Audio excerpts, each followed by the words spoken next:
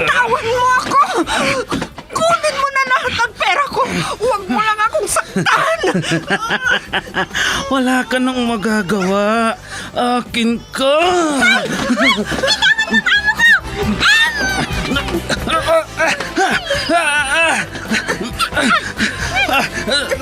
Sino kang pumulupot sa likod ko? Bumaba ka dyan.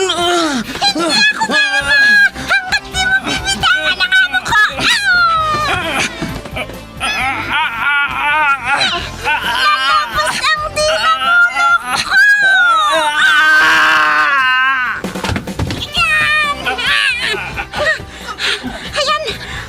Natumba na siya, madam! Salamat, Pepita! Salamat!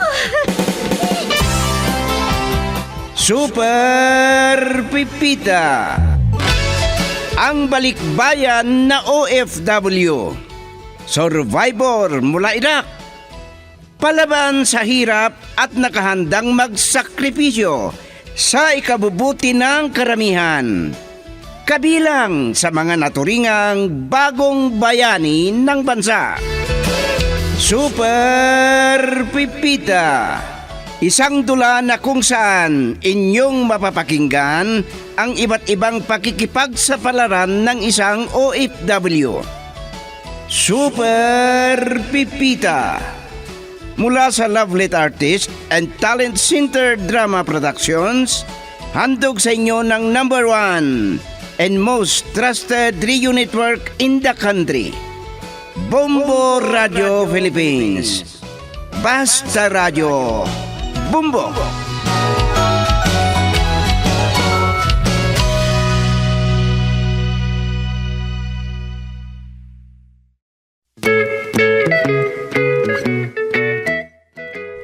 Mula sa Lovelet Artist and Talent Center Drama Productions, ihandog sa inyo ng #1 and most trusted radio network in the country, Bombo Radio Philippines, ang huling bahagi ng isang linggong kasaysayan na pinamagatang Hanap Buhay ng Madiskarte. Dito sa ating dula, Super Pipita.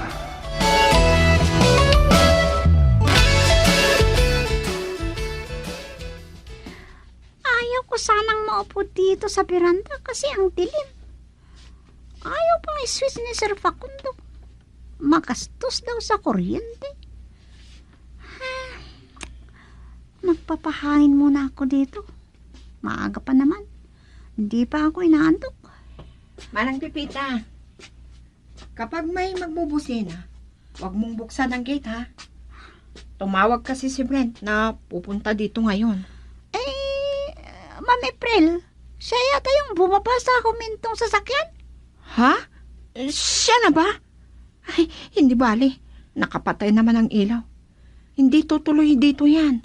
Ay, Manang Pepita, halika na. Matulog na tayo. Ay, sige, mauna ka na kayo, madam.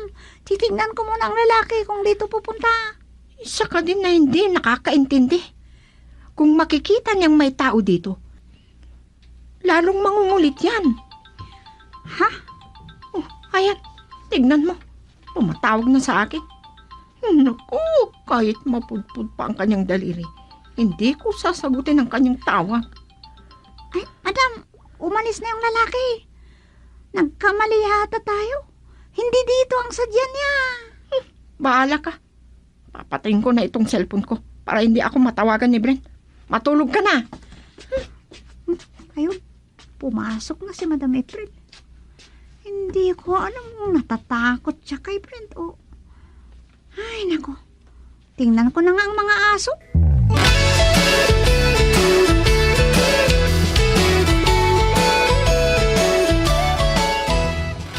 Oh, April, ang aga-aga. Nakasimangot ka dyan. Hindi mo ako gayahin. Naiinis ako, Papa. Akala ko, kinausap niyo na si Mr. Almedor. Ha? Sinong Almedor? Wala akong kilalang ganyan ang apelyido. Ano ba kasi ang pangalan ng uncle ni Brent na pinautang niyo ng $250,000? Hindi talaga ako tatantanan ng loko. Pumunta dito kagabi, kasama ang mga barkada niya, at gusto nilang pumasok. Ah, sigurado ka ba na sila yon? Kaming dalawa ni Manang Pipita ang nakakita. Paano mo sila nakilala ay madilim ang paligid? Bukod na nga lang kung binuksan ni Pipita ang ilaw sa labas. Bakit ayaw mong iswitch ang ilaw sa labas? Paano mo makikita ang taong may masamang tangka sa'yo na gustong pasukin ang bahay mo? Hindi bale, magkikita kami ni Leandro mamaya. Nangako kasi siya sa akin na magpapaunang bayad. Simula bukas, kailangan nakaswitch ang ilaw sa labas. Kahit magalit ka pa. Bahala ka kung anong gusto mong gawin. Kahit i-switch mo pa lahat ng ilaw dito sa bahay.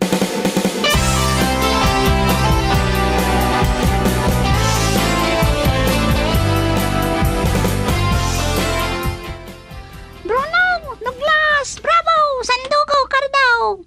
Magmasid kayong mabuti ha. Tumahol kayo. Kapag may mapansin kayong kakaibang tao na papalapit sa akin ha, kakahol kayo agad. Grabe ka naman, Pepito.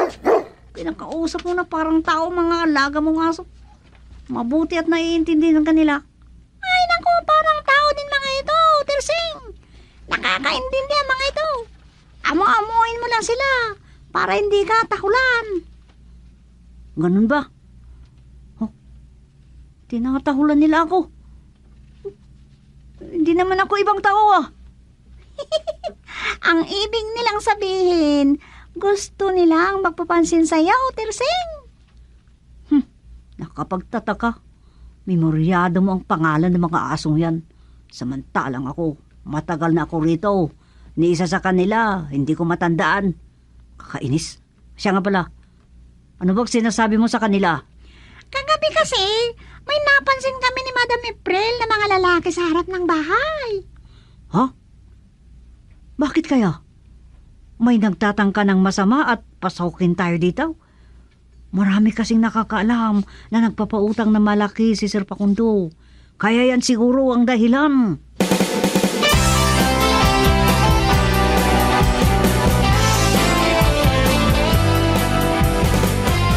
Walang hiya ang Mr. Almdimor na yon. Ngayon lang pumaltos na nagbayad. Malaki na ang babayaran niya sa akin. Kulang-kulang 300,000 pesos. Tawagan ko nga si April.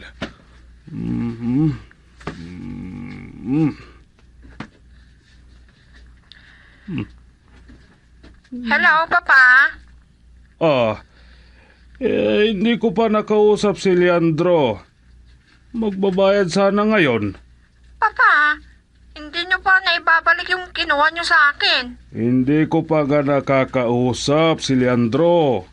Kung ganon, hindi niyo pa nababanggit sa kanya ang tungkol kay Brent? Ako na ang bahala kay Brent. O sige, bye. Ang hirap niyan. Tinakbuhan na ni Leandro ang utang niya sa akin.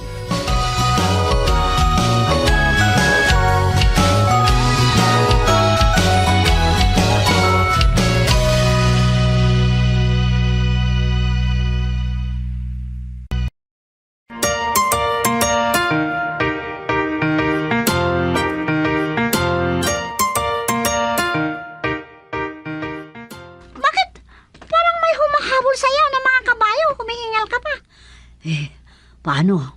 Hindi ako hihingalin. Natakot ako. Ano? Anong kinatatakutan mo? Naglinis ka lang sa taas, natakot ka na? Paano kasi? May nakita akong humintong sasakyan sa tapat ng bahay. Pagkatapos nakatingin ang mga lalaki dito. Ano? Nakilala mo ba sila? Hindi nga, kasi yumuko ako. Ay, paano? Nakakatakot ang kanilang pagmumukha. Pero, parang wala naman akong napansin ah.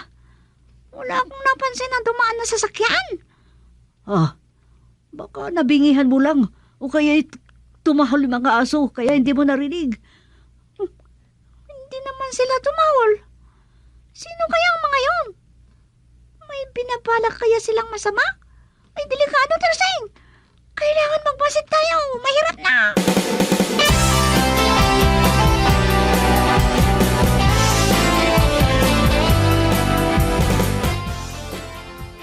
Sunod-sunod ang pagriring ng cellphone ko. Pati ang landline dito sa opisina ko. Si Brent kayang tumatawag? Naku, talagang hindi ako tatantanan ng lalaking ito. Pero kahit anong gawin niya, hindi ko sasagutin. Sige, tumawag ka lang hanggang magsawa ka.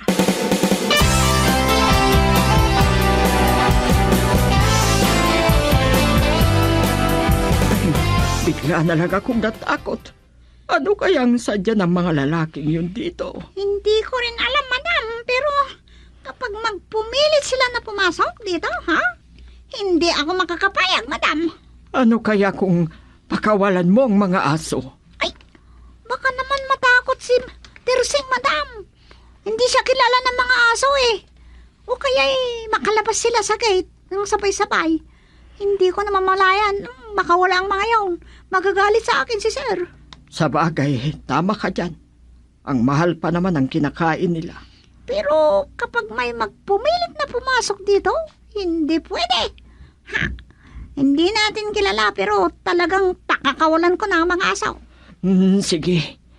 Ikuha mo nga ako ng tubig, Pipita, para maibsa ng nervyos ko. Opo, pero sandali lang, madam.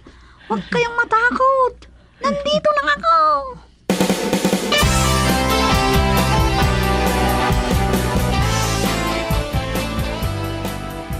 Talagang pinagtataguan ako ni Mr. Leandro Aldenor na yon. Hindi ko siya matawagan. Tinakbuhan na ang kalahating milyon na inutang sa akin. Kahit si April, hindi ko matawagan. Si Lagrimas nga ang tawagan ko.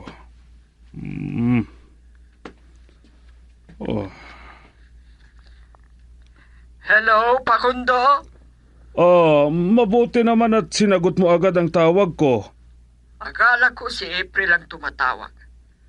Kanina ko pa siya tinatawagan, pero hindi sumasagot.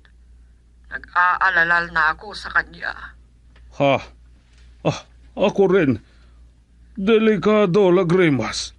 Baka kinidnap na nila ang anak natin. Pwede ba? Huwag kang magsalita ng ganyan. Huwag mo akong nervyusin. Sige. Titignan ko siya sa kanyang opisina. Hello? Hello?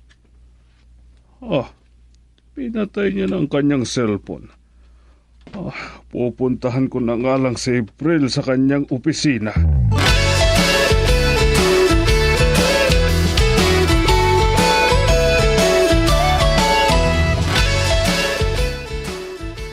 Ay, nakakanerbiyos ka naman. Akala ko may kumidnap na sa'yo. Bakit ganyan ang itsura mo? Hindi ko sinagot ang tawag sa cellphone. Pati na rin sa landline, Papa. Pero pusko pala yung tumatawag. Tinatawagan ka din namin ng mama mo. Hindi mo sinasagot. Akala ko may masamang nangyari na sa'yo.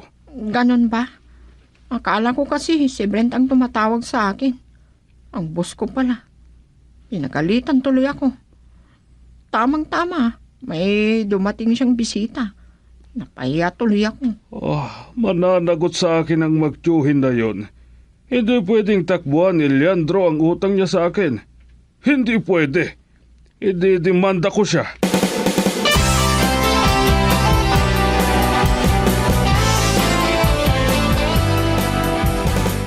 Hindi ko sinagot ang mga tawag. Muntik na nga akong malobat. Naku, nag-aalala ako sa iyo. Ganun palang nangyari sa iyo. Ngayon lang ako napagalitan ng boss ko. Baka bukas kapag papasok ako, pahiyain na naman ako. Sabihin mo ang dahilan, kaya hindi mo nasagot ang mga tawag niya.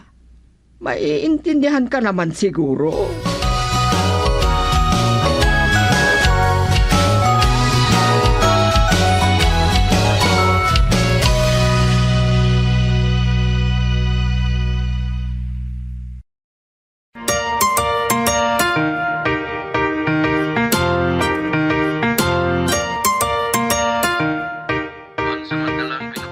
natin ang pagkikinig nyo sa magagandang awitin.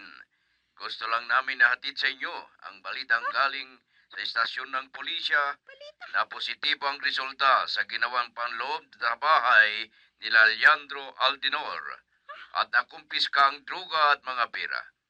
May baril pa silang nakita. Mula dito sa bulwagan ng pambalitaan ang inyong lingkod. Patayin ko ng radyo. Pipita, parang narinig ko ang pangalang yun Leandro Aldinor. Tika, ako rin.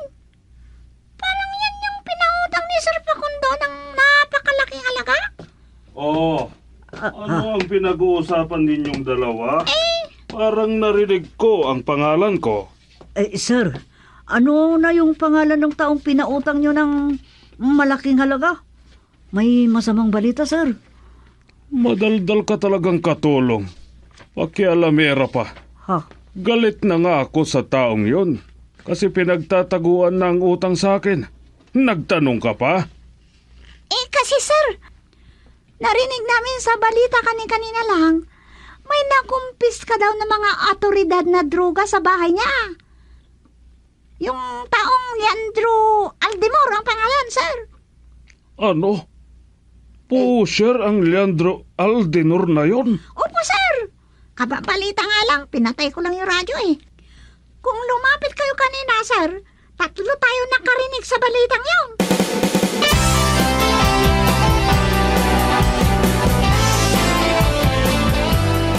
Oh, mabuti nga sa kanya. Pusher pala ang walang hiya. Kaya palang lakas ng loob na umutang. Pero, teka. Paano pa niya mababayaran ang utang niya kung makukulong na siya?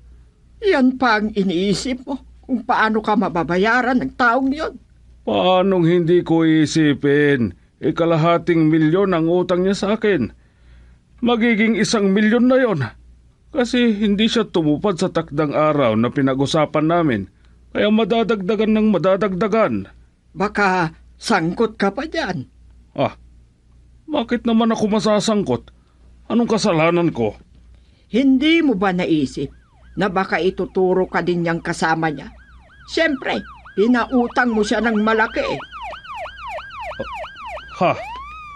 Pulis? Anong ibig sabihin nito? Ano?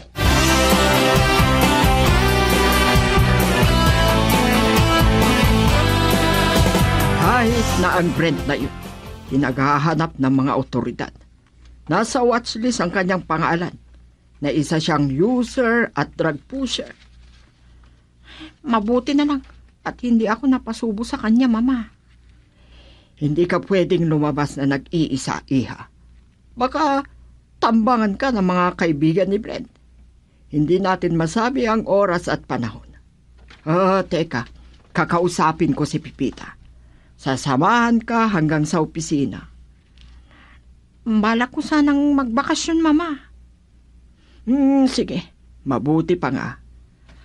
Pipita, halika nga sandali. May sasabihin ako sa'yo. Ano po yun, madam? Magmasid kayong mabuti. Magmanman. Baka pasukin tayo ng mga barkada ni Brent. Opo, madam. Lagi po akong handa.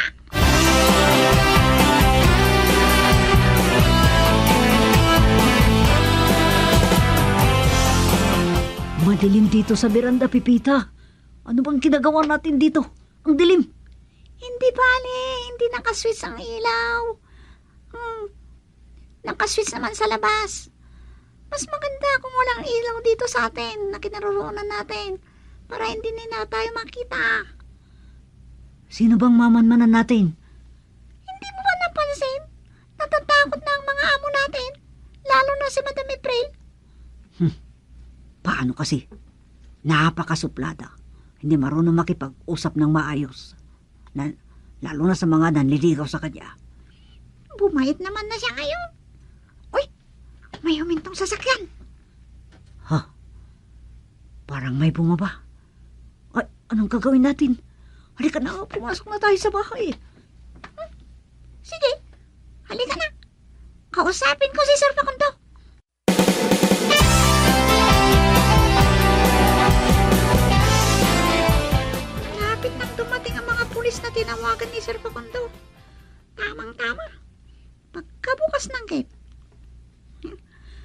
Tinawagan na naman kasi ni Brent si April. Baka sila na ang nasa labas. Inaabangan siguro ang paglabas ni Madam April. Ha! Mapagkamalan nilang ako si Madam April. Sa damit kong ito. Pagbukas ko ng gate, tatadyakan ko ang mga lalaking nandyan. Ngayon buksan ko na. Ito ang para sa inyo! Ito pa! Oh! Isa pa! Diyong! Mamatay na kayo! Oh! Tapos kayo! Ayan dyan ang mga pulis! Mamatay na ang dating nila! Sige! Hindi na kayo makakaligtas ngayon! May mga pulis na!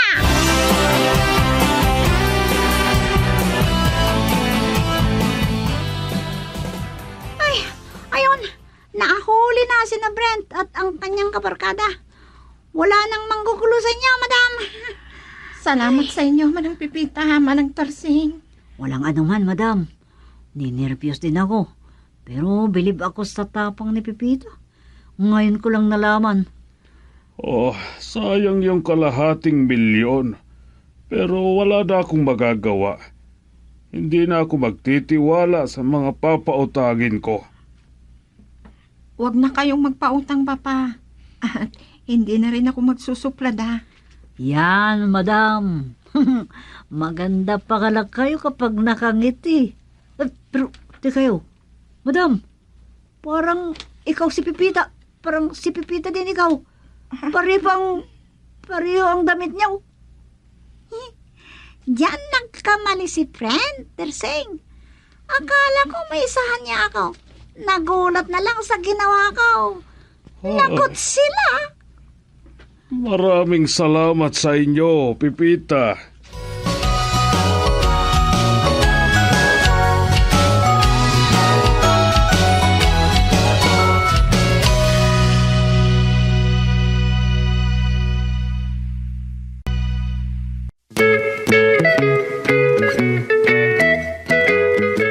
Diyan nagtatapos ang isang linggong kasaysayan dito sa ating dula, Super Pipita.